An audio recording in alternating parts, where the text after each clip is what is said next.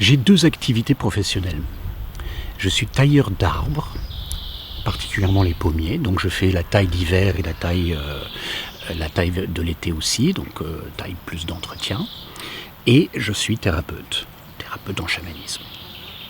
Et l'autre jour, j'étais en train de parler à des personnes que je connaissais pas très bien, c'était des parents d'un ami de mon fils, et ils m'ont demandé ce que j'ai fait, ce que je faisais, je leur ai dit ça, et il y en a, le père, le monsieur, a répondu sur un ton léger, tu calmes les arbres, c'est lui qui a utilisé cette expression, tu calmes les arbres et après tu calmes les êtres humains. Et j'ai répondu également avec légèreté, non, c'est les arbres qui me calment, et puis après, moi je calme les êtres humains. Mais au fait, en y réfléchissant, c'est tout à fait vrai. C'est-à-dire que je ne pourrais pas faire ce que je fais en tant que thérapeute si je n'avais pas la contrepartie de travailler avec les arbres. Les arbres sont mon psychothérapeute, sont mon guide.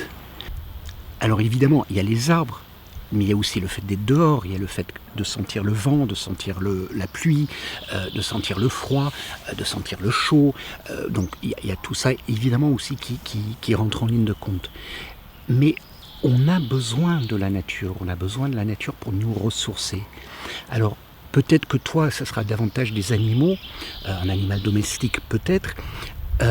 Moi, c'est pas tellement les animaux, moi c'est plutôt les plantes et les arbres. Certains, ça peut être aussi des pierres. Je dis souvent à des clients qui sont en difficulté de choisir une pierre et de l'avoir dans la poche. Et après, d'être en contact avec cette pierre. Ce qui est important, y compris, et je dirais même particulièrement pour un animal domestique, c'est bien de te dire qu'il ne t'appartient pas.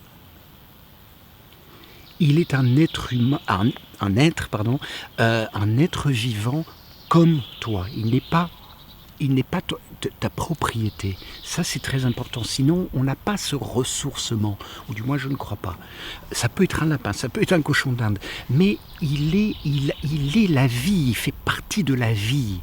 Et les plantes, ça peut être un plante d'intérieur, ça peut être un arbre, ça peut être dans un parc, et la pluie, et le vent, et la mer, et les fleurs, et la montagne, et les rivières font partie de la vie et nous entourent de bienveillance. J'en ai parlé dans la précédente vidéo, de pronoia. Nous sommes entourés de bienveillance, d'aide, de guide, d'alliés.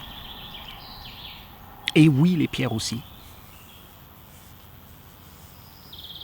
Là, il se trouve que j'ai un collier qui est en bois, une rondelle de cyprès, mais j'ai souvent des colliers avec des pierres, des vraies pierres, pas de la résine.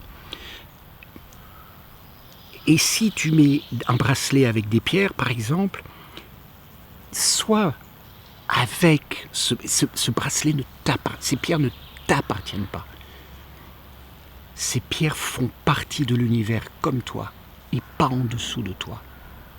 Nous ne sommes pas au-dessus, nous ne sommes pas le summum de la création, nous ne sommes pas le summum de l'évolution. Non, nous faisons partie intégrante de la création. Et on a besoin d'être en contact avec ça. Et c'est pas évident dans notre monde d'aujourd'hui, lorsqu'on passe trop de temps dans les bureaux, dans l'air conditionné, dans le chauffage, dans les voitures, devant des écrans. Tout ça, c'est fait par l'homme. À partir de minéraux, etc., il y a quand même de la vie. C'est pas aussi ressourçant. Donc je dis bien, je répète bien ce que j'ai dit au départ, que si je n'avais pas la taille d'arbre, je ne pourrais pas faire ce que je fais en tant que thérapeute. Je ne pourrais pas. Allez, bonne journée.